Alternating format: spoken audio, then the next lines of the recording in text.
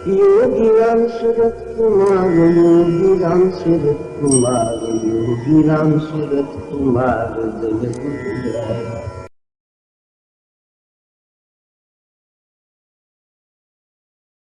நம்முடைய ஆசிரமம் முக்கியமாக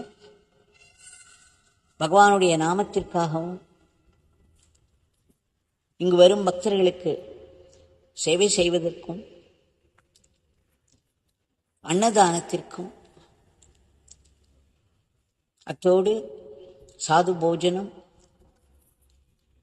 இலவச மருத்துவ முகாம், இப்படி சிறப்பு அம்சங்கள் இதை அடிப்படையாக கொண்டுதான் ஆசிரமம் இயங்கி வருகிறது.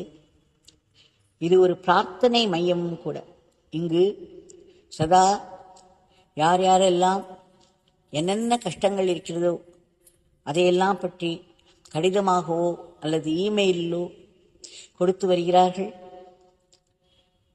அவைகளையெல்லாம் பகவானுடைய திருவடிகளில் வைத்து சதா பிரார்த்தித்துக் கொண்டு வருகிறோம். முடிந்த அளவிற்கு அவர்களுக்கு பதிலும் அனுப்புகிறோம், பிரசாதமும் அனுப்பி வருகிறோம். சில சமயங்களில் சில காரணங்களினால் தாமதமாகலாம், ஆனால் பிரார்த்தனைகள் உடனுக்குடன் செய்யப்பட்டு விடுகின்றன. ஆக இது ஒரு பெரிய பிரார்த்தனை மையம். இந்த ஆசிரமத்தில் இந்த காலை வேளையில் 1 மணி நேரம் எல்லோருமாக சேர்ந்து பகவானுடைய நாமத்தை சொல்லுதலும், அதேபோல் மாலையில் 1 மணி நேரம் நாமத்தை சொல்வதும் முக்கியமாக இந்த பிரார்த்தனைக்காக ஏற்படுத்தப்பட்டவைதான்.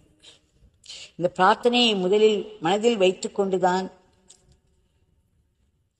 இந்த நாம சங்கீர்த்தனத்தை ஆரம்பித்தேன். ஏனென்றால் இந்த 1 மணி நேரம் எல்லோரும் சேர்ந்து பகவானுடைய நாமத்தை சொல்லும் பொழுது ஒரு பெரும் சக்தி எழும்புகிறது. அப்பொழுது மனதில் உள்ள பிரார்த்தனைகள் எல்லாம் அவரிடம் சமர்ப்பிக்கும் பொழுது அதற்குரிய பலன் கிட்டுகிறது. ஆக தினம் தினம் நம்முடைய ஆசிரமத்தில் 2 மணி நேரம் நாம சங்கீர்த்தனம் பிரார்த்தனைக்காக மட்டும்தான் நடைபெற்று வருகிறது. அது தவிர நாள் முழுவதும் மாலை 6 மணி வரை தொடர்ந்து நாம சங்கீர்த்தனம் இருக்கின்ற சில பேர்களால் நடத்தப்பட்டு வருகிறது. இந்த பிரார்த்தனை பகவானுடைய சக்திமிகு சன்னதியில் சமர்ப்பித்துக் கொண்டே இருக்கிறோம். பலன்கள் வந்து கொண்டே இருக்கிறது. இன்றைக்கு முக்கியமாக ஒரு விஷயத்தை இத்தனை நாள் சொல்லாமல் இன்றைக்கு சொல்லும்படி நேரிடுகிறது. அன்னை விஜயலட்சுமி அம்மா அவர்கள் உடல் நலம் குன்றி இருக்கிறார்கள். ஆனால் இப்பொழுது குன்றியது சொல்லவே கூடாது. மிக மிக விரைவாக அவருக்கு புரோகிரஸ் இருந்து கொண்டிருக்கிறது. அவருக்கு 2 முறை இந்த பெராலிட்டிக் அட்டாக் என்று சொல்வார்களே, அதுபோல் வந்து 85 வயதிலும் அவர்கள் நல்ல ஒரு வில் பவர் இருக்கிறது. அதோடு நம்முடைய பிரார்த்தனைகள் தினம் தினம் அவருக்காக மட்டுமல்ல, நம்மிடம் வரும் அத்தனை பிரார்த்தனைகளையும் எவ்வளவு தீவிரமாக செய்ய முடியுமோ அவ்வளவு தீவிரமாக செய்து கொண்டிருக்கிறேன். எல்லோரும் அவரவர்களுக்கு உரிய அளவில் செய்து கொண்டிருக்கிறார்கள். அந்த பிரார்த்தனைகள் வீணாகாது. ஒரு பிரார்த்தனை கூட வீணாகாது. பகவான் வாக்கு கொடுத்திருக்கிறார்கள். விஜயலட்சுமி அம்மா உடல்நலம் தேறி விடுவார்கள் என்று. போன ஞாயிற்றுக்கிழமையே அவர்களுடைய சகோதரி டாக்டர் சரசா பாரதி அவர்களுக்கு 91 வயது. இருந்தாலும் கண்ணும் கருத்துமாக அவருடைய சகோதரியை பார்த்து வருகிறார்கள். அவர் டாக்டராகவும் இருப்பதனால் அது ஒரு எக்ஸ்ட்ரா அட்வான்டேஜாக இருக்கிறது. அவர்களிடம் சொல்லி அனுப்பினேன். சென்னை சத்சங்கம் சந்திரசேகர் அவர்கள் மூலம் போன வாரமே வைத்துக் கொள்ளலாம், எல்லோருமாக சேர்ந்து நாம சங்கீர்த்தனம் செய்யலாம், நானும் வருகிறேன், எல்லோருமாக சேர்ந்து அவர்களுக்காக பிரார்த்தனை செய்வோம். அந்த இடத்திலேயே, அந்த வீட்டிலேயே செய்தால் மிகவும் விசேஷம். எப்பேற்பட்ட ஒரு சக்தி எழும்புகிறது நாம சங்கீர்த்தனத்தில். அதனால் கேட்டு அனுப்பினேன். அப்பொழுது அவர்கள் சொன்னார்கள், மூளையில் அவருக்கு தலையில் ஆபரேஷன் நடந்திருப்பதனால் இன்ஃபெக்ஷன் வராமல் பார்த்து கொள்ள வேண்டியது மிகவும் முக்கியம். எல்லோரும் கூடுவதற்கு இது உச்சிதமாகாது. அதனால் பிறகு பார்த்து கொள்ளலாம் என்று சொல்லிவிட்டார்கள். ஆகையால் அதை செய்ய முடியவில்லை. ஆயினும் சென்ற புதன்கிழமை என்று ராஜேஸ்வரி அம்மாவும் நானும் அவர்களை சென்று பார்த்தோம். அதற்கு முன்பும் அவர்கள் பாலாஜி மருத்துவமனையில் இருந்த பொழுதெல்லாம் சென்று பார்த்திருக்கிறோம். புதன்கிழமை சென்ற பொழுது நம்முடைய விஜயலட்சுமி அம்மா எவ்வளவு அழகாக கம்பீரமாக எப்படி நடந்து வருவார்கள். ஒரு பெரிய உயர் அதிகாரிக்குடைய அந்த கலை அவரிடத்தில் இருக்கும். அவர் உடல்நலம் குன்றி இருப்பது மிகவும் வேதனையாக இருந்தது. அவர் கூட இருந்தோம் மாலை 5 மணி வரையிலும். அன்றைக்கு மாலை இங்கு வந்து சாண்டிங் செய்ய முடியவில்லை. அதுதான் காரணம். அவர்கள் கூட இருந்து என்னென்ன பகவானுடைய அருளினால் செய்ய முடியுமோ அதை செய்து வந்தோம். அன்றைக்கு திரு சுவாமிநாதன் அவர்களும் அவருடைய மனைவியாரும் வந்திருந்தார்கள். திரு குமரன் அவர்களால் வர முடியாத காரணம், இங்கு ஆசிரமத்தில் யாரேனும் ஒருவர் இருக்க வேண்டும், பொறுப்பை கவனித்துக் கொள்ள வேண்டும் என்பதால். ஆக முடிந்த வரையில் எல்லோரும் விஜயலட்சுமி அவர்களுக்காக பிரார்த்தித்துக் கொண்டே இருக்கிறோம், பிரார்த்தித்துக் கொண்டு இருப்போம். கண்டிப்பாக பகவானுடைய வாக்கு வீணாகாது. அவர் விரைவிலேயே உடல் நலம் தேறி வந்து விடுவார். அவருக்கு ஆகார குறைவு இருப்பதனால்தான் மிகவும் மெலிந்து காணப்படுகிறார்.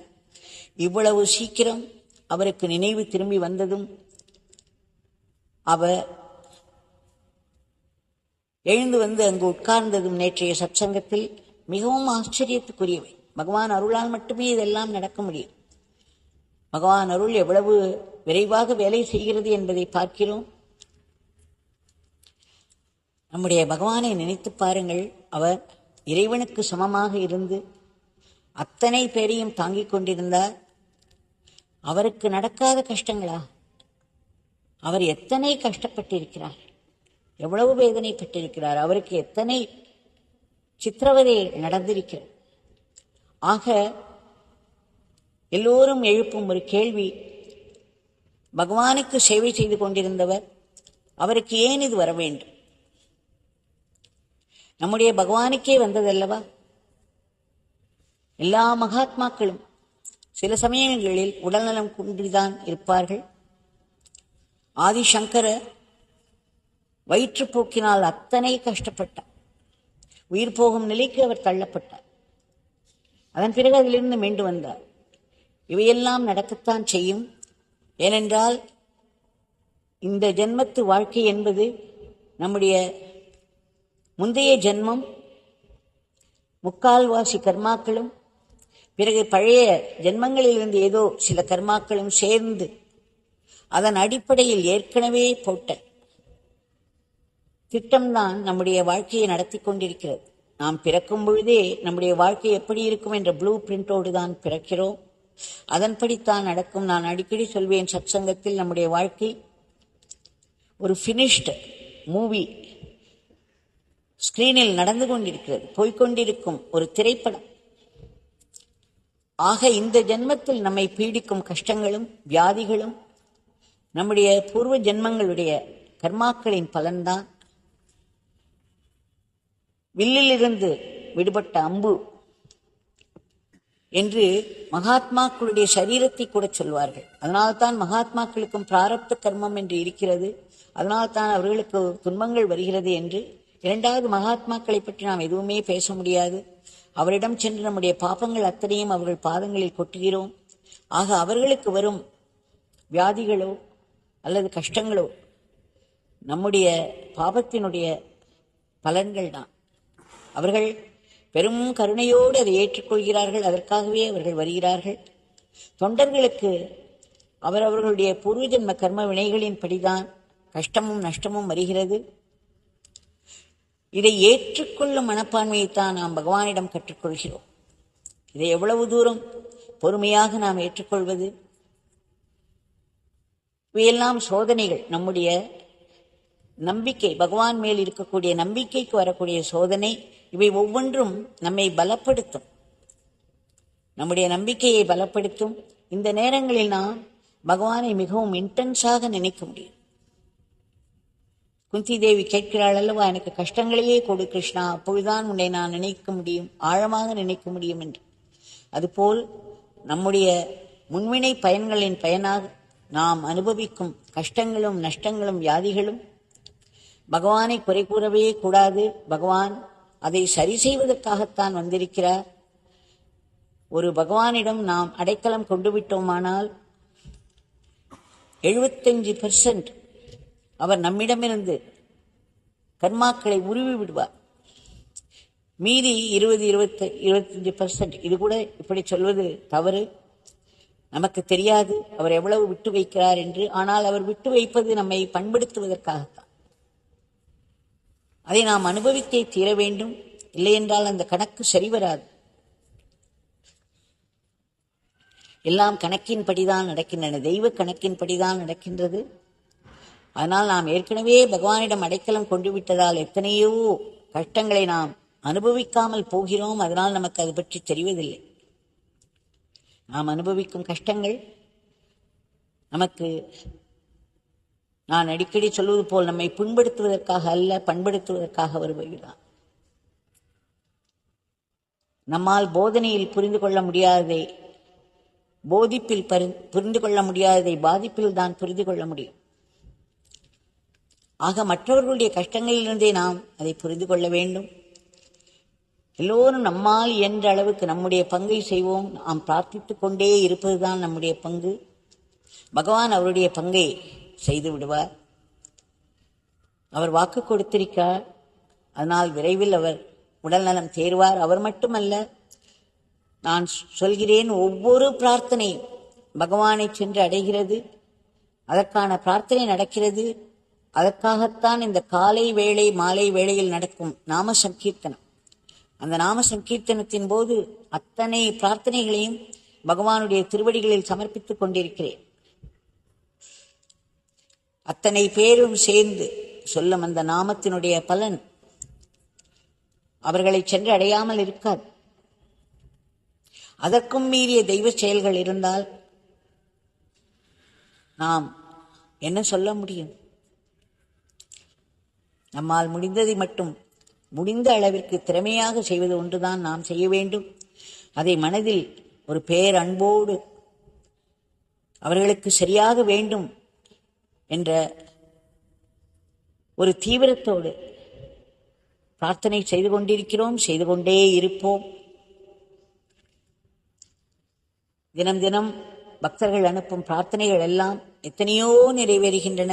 சில நிறைவேறாமல் போனாலும் அந்த பிரார்த்தனை வீணாக அவர்களுக்கு, அந்த ஆத்மாவிற்கு ஏதோ ஒரு விதத்தில் அது நன்மை செய்து கொண்டிருக்கும். ஆக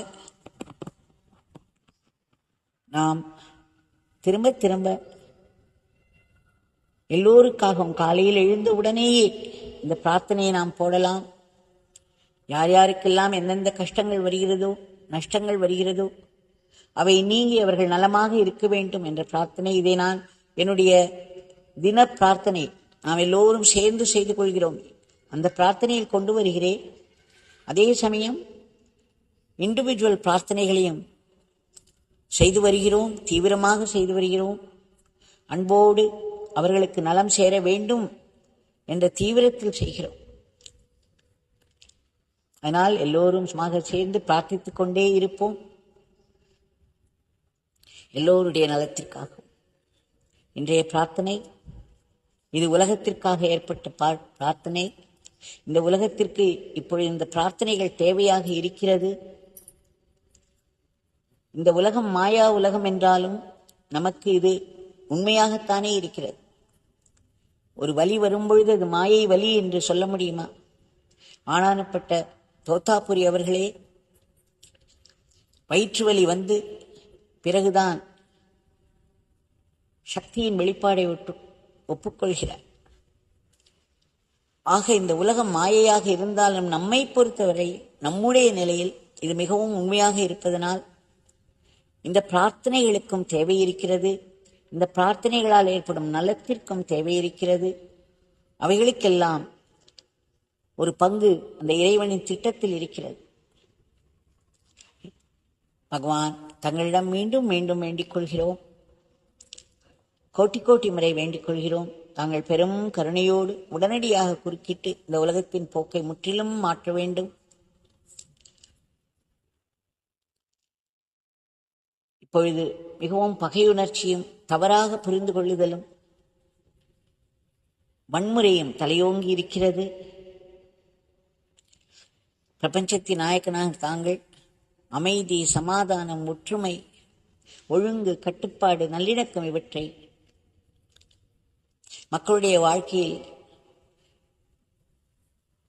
கொண்டு வந்து மக்கள் ஒரு தார்மீக வாழ்க்கை இறைவனின் நினைப்போடு வாழ வேண்டும் என்று தங்களிடம் பிரார்த்தித்துக் கொள்கிறோம்.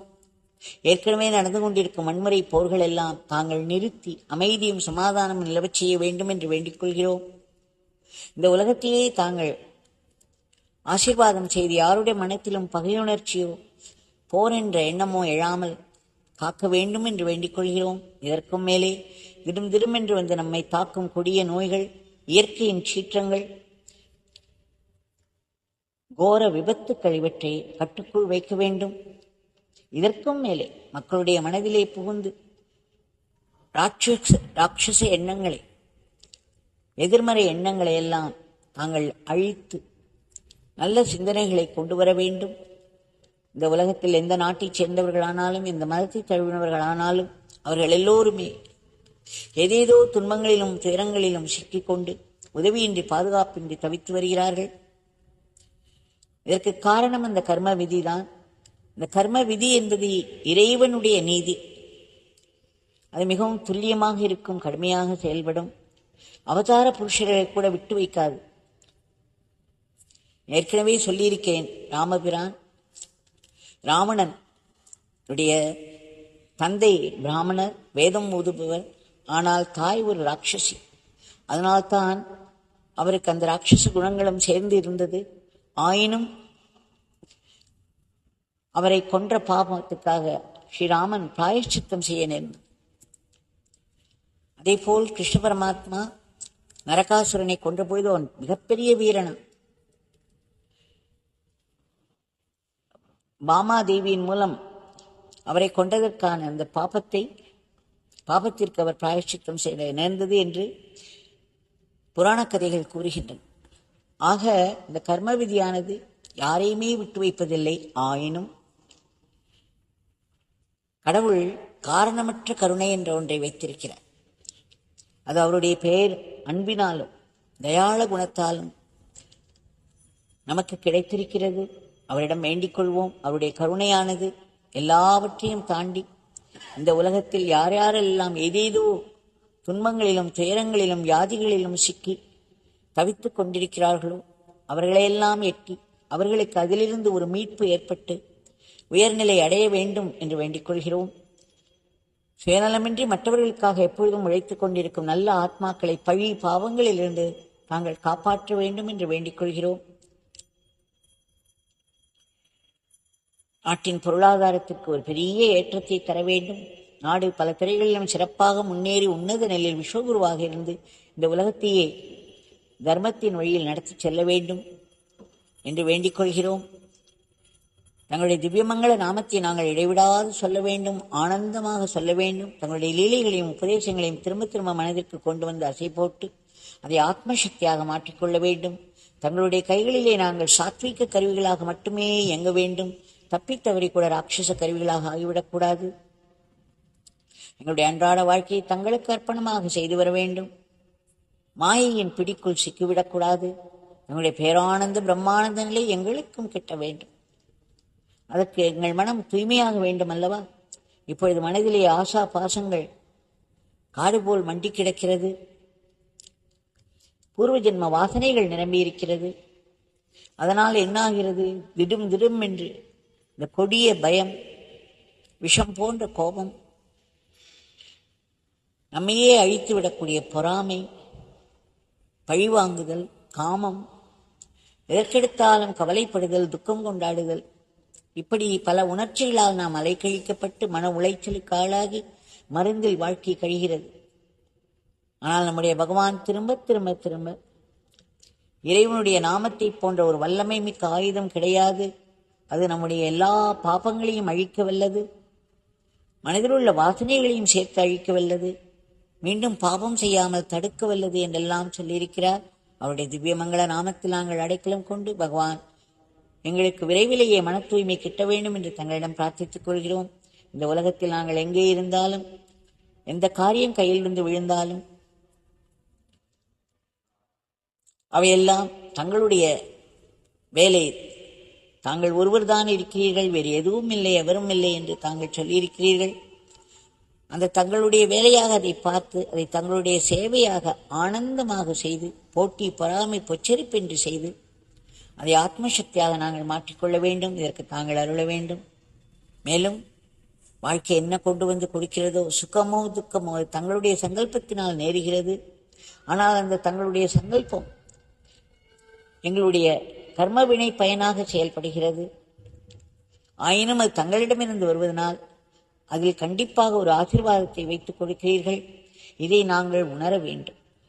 ஒவ்வொரு தண்டனையையும் வாழ்க்கையில் தங்களுடைய ஆசீர்வாதமாக பார்த்து தெரிந்து கொண்டோமானால் அதனுடைய பயன் என்ன என்று நமக்கு புரியும். அது நம்முடைய ஆன்மீக முன்னேற்றத்திற்காக ஏற்பட்டது, பகவானிடம் நெருக்கம் கூட்டுவதற்காக ஏற்பட்டது. அது இந்த உலக வாழ்க்கையை ஒட்டிய ஒரு நன்மையாக இல்லாமல் போகலாம். ஆனால் மனதுக்குள் எத்தனையோ மாற்றங்கள், ஒரு கர்மவினை கழியும் பொழுது மனதுக்கு ஒரு உயர்வு வரும். அது மட்டுமல்ல, சில நாட்களிலேயே அது எப்பேற்பட்ட ஒரு ஆசீர்வாதம் என்று அது காட்டிக் கொடுத்துவிடும். ஒவ்வொரு துன்பமும் துயரமும் நாம் ஆசீர்வாதமாக பார்க்கும் பொழுது அது முடிவில் ஒரு உயர் ஞானமாகி நம்முடைய மனதை தூய்மைப்படுத்திவிடும். இல்லையென்றால் வாழ்க்கையில் நிலை குலைந்து போவோம், இறைவனை திட்டுவோம், இறைவனை நொந்து கொள்வோம், நம்மை கைவிட்டு விட்டார் என்றெல்லாம் ஏதேதோ பேசி அலைவோம். அது மட்டுமல்ல, மற்றவர்களையெல்லாம் நமக்கு வரும் தோல்விகளுக்கு அவர்கள்தான் காரணம் என்று வெறுப்போடு பேசுவோம். ஆயினும் உண்மை, நம்முடைய துன்பங்களும் துயரங்களும் நாமே வரவழைத்துக் கொண்டதுதான். மகாத்மாக்கள் தெய்வங்களாக இருந்து அதை நமக்கு சரி செய்வதற்காகத்தான் வருகிறார்கள், வேலை செய்கிறார்கள். அவர்களை நாம் குறை கூறக்கூடாது. பகவான் தங்களிடம் மீண்டும் மீண்டும் வேண்டிக் கொள்கிறோம். நாங்கள் எப்பொழுதும் தங்களிடம் நன்றியோடு இருக்க வேண்டும். எத்தனை துன்பங்கள் வந்தாலும் அது தங்களிடமிருந்து வரும் ஆன்மீக முன்னேற்றத்திற்கான ஆசீர்வாதங்கள் என்பதை நாங்கள் உணர்கிறோம். தங்களுடைய சக்தி மிக ஆசீர்வாதங்கள் உலகத்தில் உள்ள ஜீவராசிகள் அனைத்திற்கும் கிட்டி அவைகளுக்கெல்லாம் ஒரு மேன்மை வர வேண்டும். இறுதியாக இந்த கொடிய பிறப்பு இறப்பு சுழலில் இருந்து நாங்கள் முற்றிலும் விடுபட வேண்டும்.